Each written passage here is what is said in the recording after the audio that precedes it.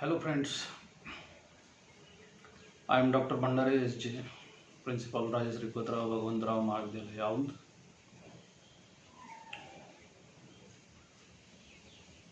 We have started Bachelor of Vocational courses in this academic year, that is 2020 to 21.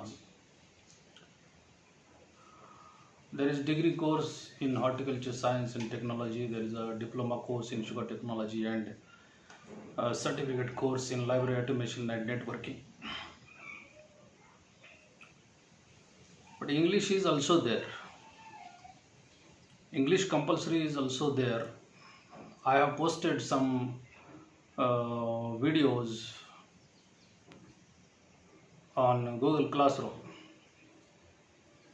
I have created a Google Classroom for the students of Bachelor of Vocational courses.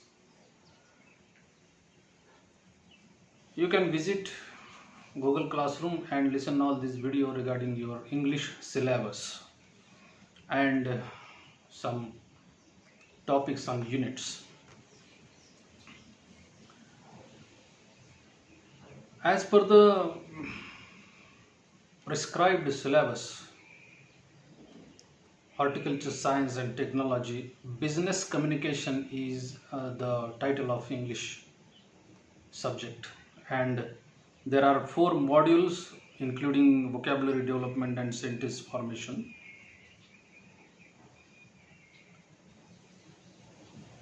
And drafting the letter of application and preparing CV, resume, etc. And third one is presenting information, data and topics presentation, presenting informative data using graphics like tables, pie charts, etc. Tree diagrams, bar diagrams, graph diagrams, flow charts, etc. And fourth module is related to interview techniques. Module first is vocabulary development and sentence formation, and topics in that first module are vocabulary affixation, what is the sentence and types of sentence, simple, complex and compound, etc. Regarding the first point, vocabulary and affixation, developing vocabulary and affixation, that is use of prefixes and suffixes.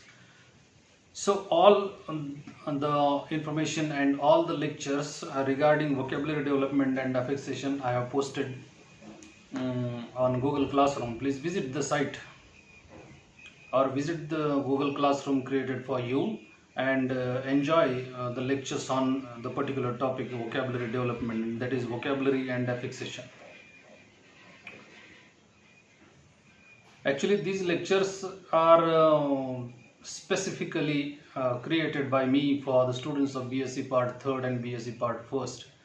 But these lectures are useful to you, and that's why you can easily understand the developing vocabulary, the topic and affixation in it. Now the point, second point is, what is a sentence? What is a sentence is the basic question. We are going to see what is sentence. Sentence is the largest unit of any language in English.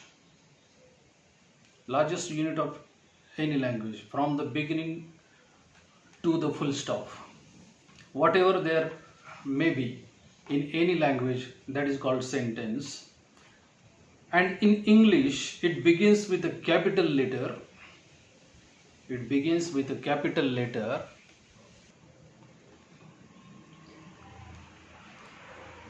And end with a full stop. So between the capital letter and full stop, this is the sentence, or a question mark or an exclamation mark. Exclamatory mark ends the sentence, question mark also ends the sentence, and full stop also ends the sentence. So, sentence is generally defined as a word or a group of words that expresses a thorough idea by giving a statement or order or asking a question or exclaiming. So, there may be a plain statement, there may be a exclamatory kind of expression of a person, or there may be a question asked by a person that you can call a sentence. For example, he is a good boy. He is a good boy, simple sentence. The sentence begins with he, and after the full stop, after the boy word, there is a full stop. He is a good boy. This is a sentence or a statement made by any person. We generally speak about our friends that he is a very good friend of mine. So such kind of expressions or simple statements are included in a sentence. But this is a simple sentence, and if you want to ask a question, what type will be there of a statement? Is he a good boy? Question mark. The statement begins with is, that is auxiliary verb. Then you use he and then a good boy. Is he a good boy? This is the question. Or you can exclaim that what a nice weather. But remember it, that the capital letter should be there at the beginning of the sentence or the word. First word, first letter must be capital one, and there must be a full stop after the statement or question mark or exclamatory mark. Ideally, a sentence requires at least one subject and one verb. Sometimes the subject of the sentence can be hidden, but the verb must be visible and present in the sentence.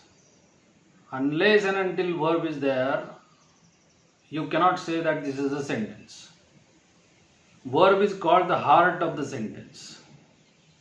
For example, do it. In this sentence, a subject you is hidden, but verb do is visible. Actually, the speaker wants to say that you do it. But generally, orders begins with the verb. Shut the window. It means that you shut the window. Sit down. It means that you sit down. Stand up. It means that you stand up. So you is the subject of the sentence, and which is hidden in the sentence. Suppose you want to give order to someone, you start with the verb. You do not start with you, because you is already considered there. You are giving order to somebody, and the person is already there. It is not necessary to mention again and again you. If you are in the office, you can say that bring the file. That means you go and bring the file for me. It is not necessary to mention once again you again and again. It is not necessary. So better way, do it. Here you is silent.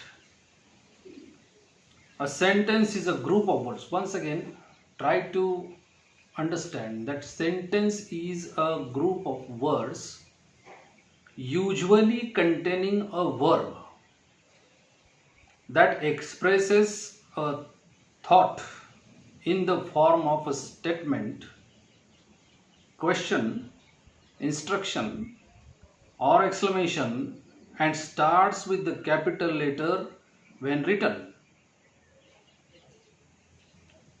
The definition is taken from Cambridge Advanced Learners Dictionary and Thesaurus, Cambridge University Press.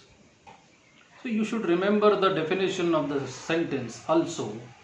Once again, I would like to repeat the definition of the sentence. That is, a sentence is a group of words usually containing a verb that expresses a thought in the form of a statement, question, instruction, or exclamation, and starts with a capital letter when written. In other words, a complete English sentence must have three characteristics. Complete English statement must have three characteristics. First, in written form, a sentence begins with a capital letter and ends with a period, that is a full stop. A note of interrogation, that is a question mark, or a note of exclamation, that is exclamatory mark. This is the first characteristic, that the statement should start with the capital letter and ends with either full stop or question mark or exclamatory mark. Now, second characteristic is it must express a complete thought, not fragmented.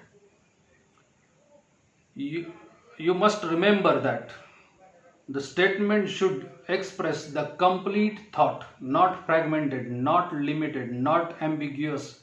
There should not be a question raised. So this is the second characteristic of a sentence. Third characteristic of sentence is it must contain at least one subject, hidden or visible, or one verb comprising an independent clause. An independent clause contains an independent subject and verb and expresses a complete thought. Clause is a different thing you need to learn. Sometimes sentence includes clauses. So there are some clauses also in the sentence. But the third point is, which is quite essential and important also, it must contain at least one subject and one verb comprising an independent clause. One subject should be there, one verb should be there, and that comprises at least an independent clause. So these are the three characteristics of sentences we should remember. We will see in my next video types of sentences. So thank you.